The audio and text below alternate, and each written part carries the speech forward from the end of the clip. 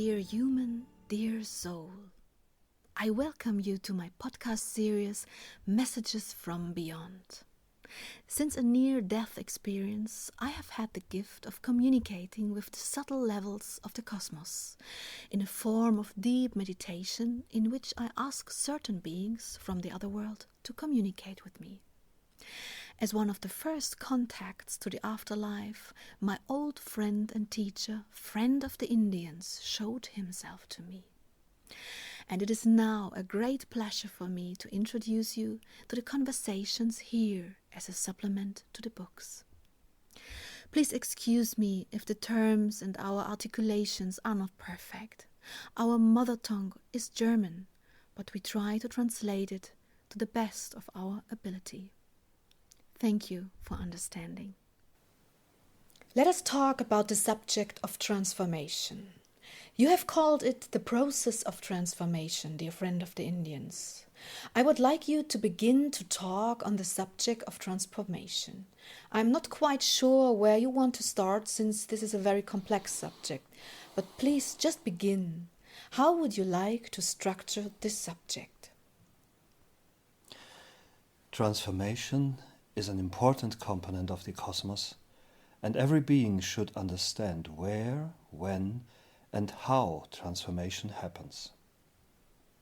To begin with, I would like to give a better definition of the terms involved. You have read several times now the power of the soul is strongly dependent on the purity of its energy. The souls inhabit a body in order to gain experience in these diverse forms. The transformation of each energy is part and parcel of the process of experience. When a soul incarnates, it takes the first step into the process of transformation by filling the body with consciousness. The successful fertilization creates a type of cocoon for the soul, in which it gains the necessary experience in order to grow. This new form it inhabits is physical, and therefore far more vulnerable than pure energy. Energy never perishes, but the body does. This means that from the start of this process, the energy is subject to certain processes that are exclusively linked to the physical. Because of these facts, the process of life requires a lot of strength and concentration, and can furthermore cause impurities.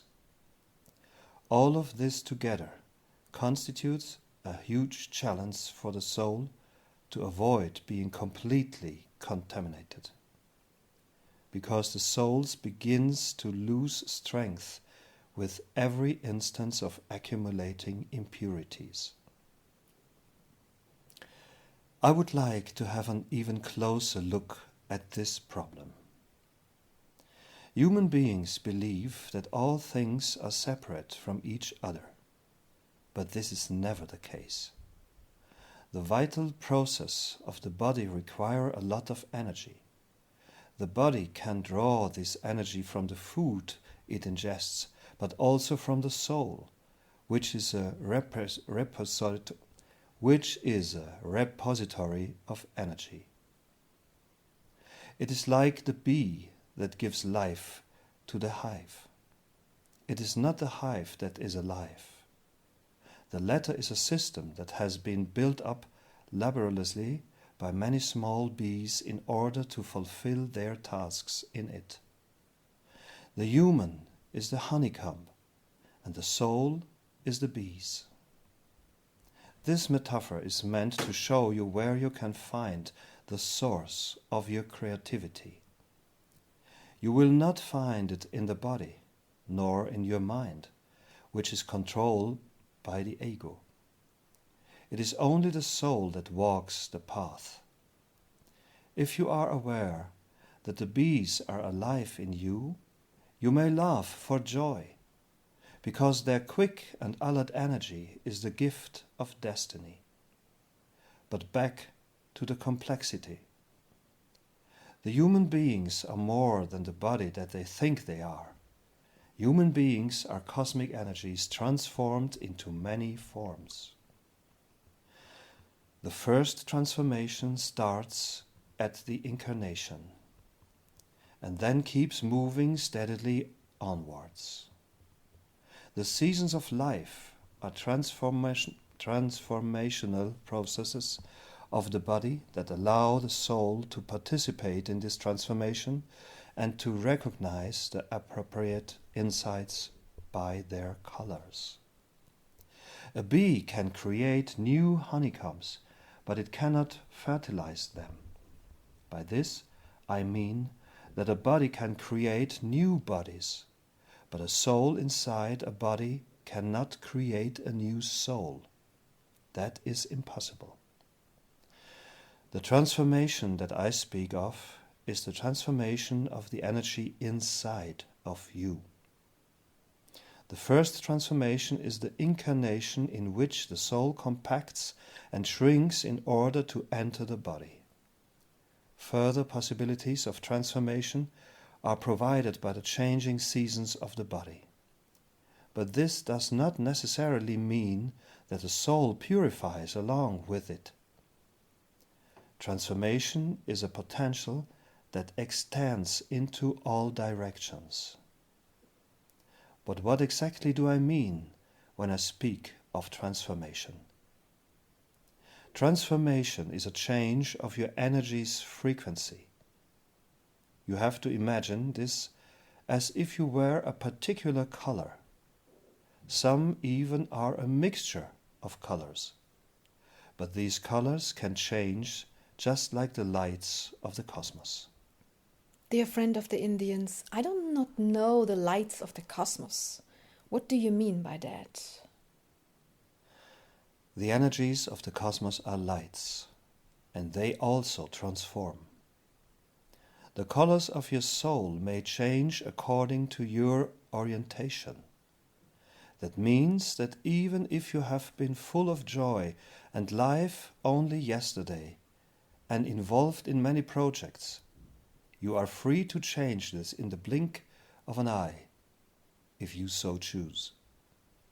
This power of free will that you possesses is the power of the highest realization. When you realize that you alone decide when and where you walk, you will be the master of your destiny. But back to transformation. The decisive impulse for a soul to walk the path of self-realization may be the decision to take a new direction. This decision is the first step on a new path that the soul will create as it walks and undergoes its transformations. This means that the orientation provides the decisive signal in order to embark on the path of transformation of the soul and hence the spirit.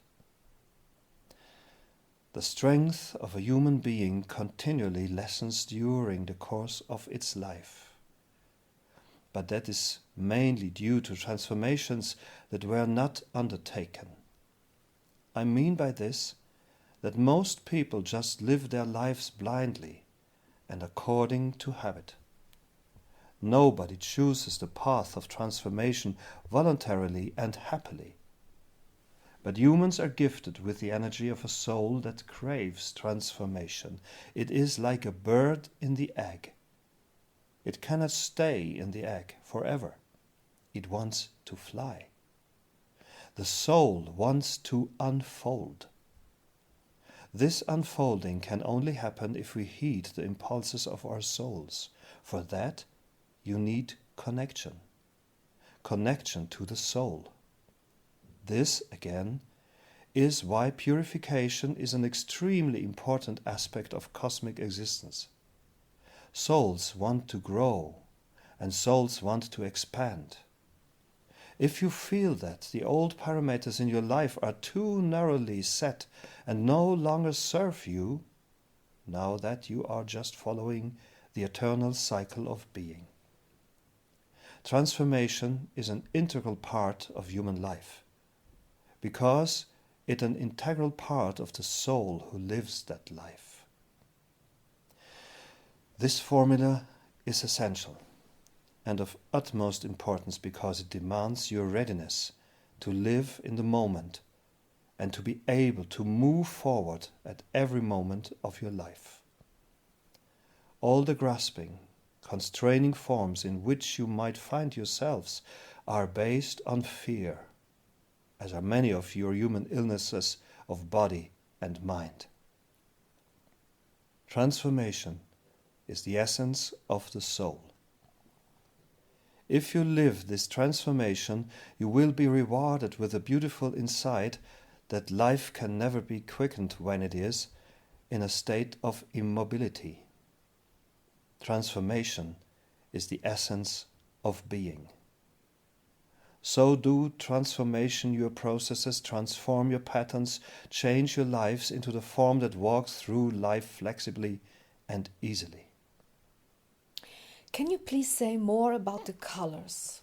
From what I understand, the human beings make a decision, and then it can be that this color changes, and with that, his whole life. But what happens to the soul? Does it, to put it bluntly, just change color, or does something else inside of it change as well? The color is just a symbol for much more that the soul is too. The frequency of the entire soul changes. All of its energy changes if it decides to undergo a transformation. It is like letting a flower blossom without it having been fertilized. Do you see? Yes, I understand. It means that there are people who hold on to the soul inside their bodies so tightly that it is like a seed that cannot grow, right? Right. That is a beautiful image.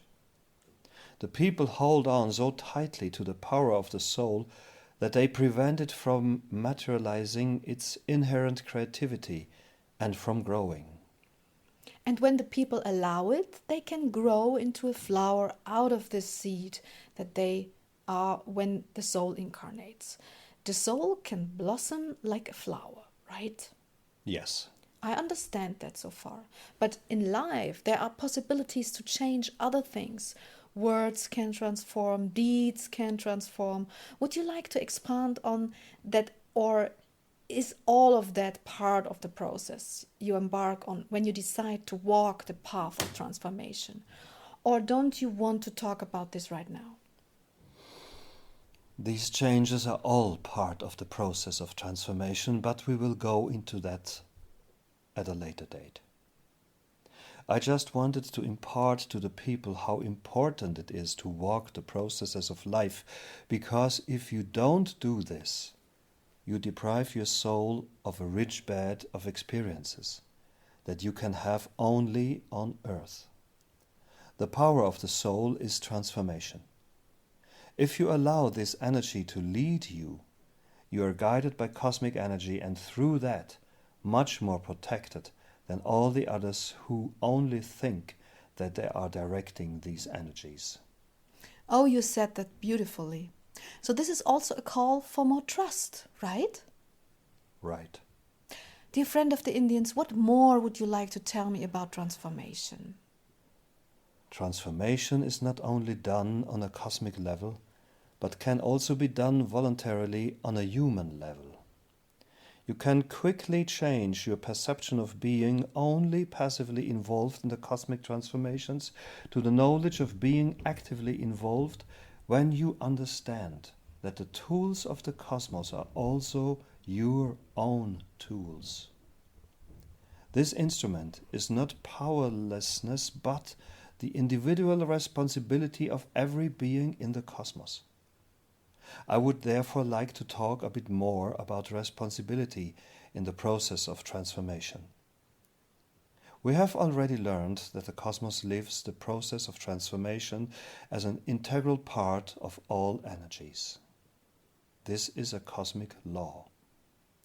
But it does not contradict the fact that every being is the master of its own destiny.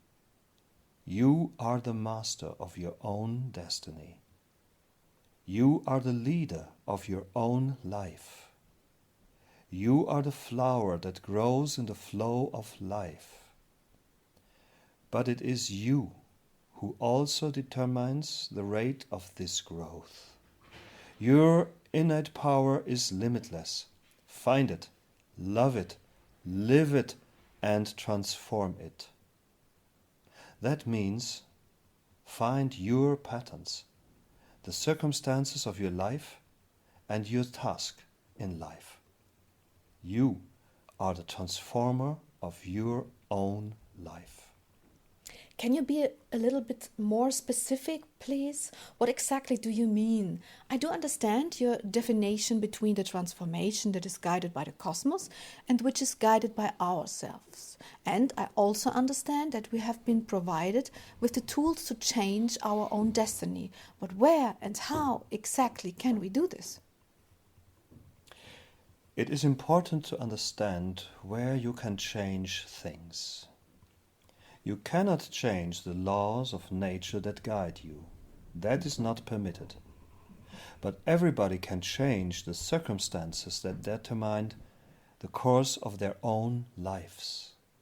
I will try to give an example. The circumstances in which you find yourselves are often not exactly filled with love and the joy of life. This is a result of the darkened perception of your spirit. This darkened perception begins to take over and to direct all of your life. That means that you are permanently experiencing feelings of lack instead of inherent abundance of the cosmos. And the reason for this darkened perception is the contamination of the spirit. This is why purification is so important. Exactly. Because of this contamination, you perceive the energy as small and very close to life. There still is a connection, but it is very weak. A little note from my side, the entities call something that is not dead, but not in the fullness of its power, close to life. Thus, it is only barely alive, close to life, not dead, but not full of energy either. This degraded form engenders lovelessness and joylessness. But if you understand how transformation happens, you can change this condition in a single moment. That is very difficult and at the same time very easy. It is easy because it only needs your intent, but it's difficult to do this decisively, vigorously, from this degraded form. That is the challenge. People need an impulse in order to use it to move away from this form. With that, the perception of transformation is already underway. This transformation is one of the responsibilities of the individual human being. Therefore, please tell them that the people can use every day and every moment to change the perception of lack into a perception of abundance. I know from many of my own experience and from my own attentive observation of other people that this is not so easy and that it might take quite a while.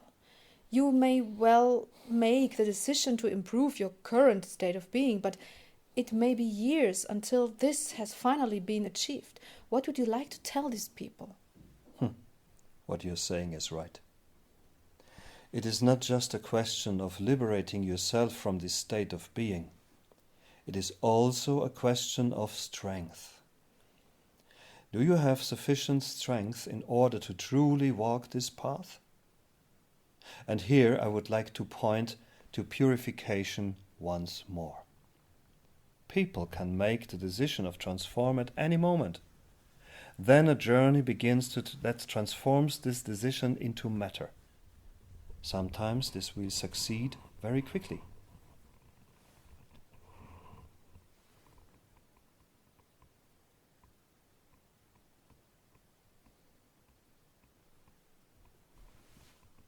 Spirit creates matter. Please do not forget this. The impetus to walk this path in the direction of the new goal, The new perception only needs the consistency of the necessary strength to walk this path. You will find this strength through purification. Therefore, it is important to observe the purification rituals every day. I understand. I know that people often struggle the fear in the first moments of such transformations. Can you please give them some advice on how to deal with their fears? Of course I can. I thank you for this question. It is important, for one of the first tests on the path of transformation is vanquishing your fears. So please, be more joyful. Joy is the enemy of weakness. Joy is a friend of strength. So if you create joyful moments in your life, you bring strength into your life. And this strength, in turn, can help to overcome the remaining fears. Confidence, trust, begins with the first steps out of this old form. This is another aspect of finding confidence. I can understand that well. Now we have given the people joy as the key of overcoming their fears. But how do we find confidence? There is trust in every moment that you are alive. For our love were not also full of trust, it would never be able to grow. For love will also have its adversaries. This problem is not a matter of trust, but again a matter of strength. For if you are strong, you will trust in this power. If you have no strength, you will not trust it. And if you have no trust, you will not be able to grow, to move forward, away from the current state of being. Therefore, again, it is important to acquire strength. If you understand how important it is to strengthen your soul, you will know how to use the cosmic key wisely, because only where there is strength, there is movement. The soul wants to move. It is alive in you. But people who are close to life and their conditions, they will hinder this moment. They prevent this moment. You mean this movement? Yes, I do. I understand. So once again, for me to sum up, you can use joy to generate strength and you should find trust. You will find your trust in the constant, radiating love of the cosmos. If you open your eyes to see, if you begin to recognize this strength that embraces you all, the flowers trust that they will grow. The tree trusts that one day it will be a tree. But the people do not trust their soul to grow. That is fatal. Every form in the cosmos has trust in its form, and therefore it lives in cosmic harmony.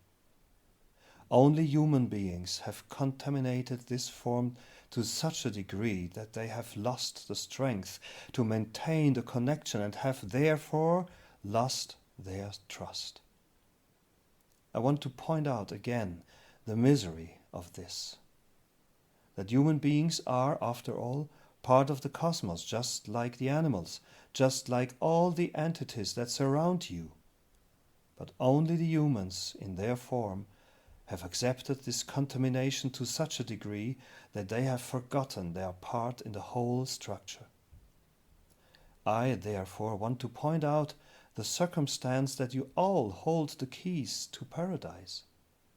And the contamination, live the purification, rediscover the strength, and with that, the love inside you that you are constantly given by the cosmos, and through that, live the trust, and with that, the connection once again. Be powerful, strong, and full of light. Be tools of the cosmos. Be able to live the love in all its forms, not just pain. Well, dear friend, here we touch upon another subject. Isn't pain another component of the cosmos, and shouldn't you accept it as another experience, as a lesson in the school of existence? That is correct. But joy is the cosmic goal, not pain. Yes, I know. I understand. I do not mean it is the goal, but isn't pain a necessary attribute of growth on the path? That is correct. But I will not cease to point out that joy as an experience always has precedence over an experience of pain. Yes, you're right. Dear friend of the Indians, you have said a lot about the subject of transformation now. We have learned that there is cosmic transformation, as well as the transformation that we generate in ourselves by stating our intent, and how important it is to have the necessary strength, and so forth. Would you like to add something on the subject of transformation still? I would. Transformation is part of the cosmos.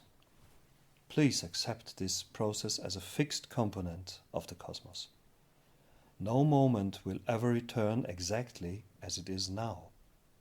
So please, do live it in full awareness. No form will ever return the same way it is now, because the energy will have moved on, and each energy animates the form it inhabits. Therefore, everything is unique. Love is the companion of all processes in the cosmos. For loving means giving, and living is giving. You have the possibility to give love to other human beings, to animals, and to nature, and perhaps to bring valuable projects to earth and into your lives. Love begets the children you may have. Love is the essence of all being, and love, too, may transform. Therefore, you should regard every action and every moment as if it were the last time that you experience it that way. As if it were the last times that you act the way you are doing in this moment. Another message that I have with regard to the subject of transformation is the form of peace. You need peace in your hearts and your souls. Therefore, do transform those processes that are without love and that do not engender peace. You alone are the creators of human misery. You alone. No one else creates misery in the cosmos. But you have so much experience, even with regard to life on other planets. Is it really true that there is misery only on Earth? No. But I still mean it just as I said it. Human beings have a very specific quality of contamination, and this creates negativity to an extent that I have rarely encountered on other planets. This kind of unawareness is not a small part of you. Okay, please continue. Transformation is the key to your soul. Transmute wherever you find degrading situations. Transform where you find lovelessness. Transform where you encounter negativity. Yours is the responsibility and the duty to perform these transformations. For it is no sadness that is the essence of the cosmos, but joy. So you need to live joy rather than sadness. Would you like to say anything else about that? These are the most important things. I have finished with the subject of transformation now. So please, let us talk about the next subject. What will be the next subject? I would like to take up your suggestion about the description of the cosmic laws. I would like to call this the cosmic alphabet. Then, thank you, love. Thank you. Love.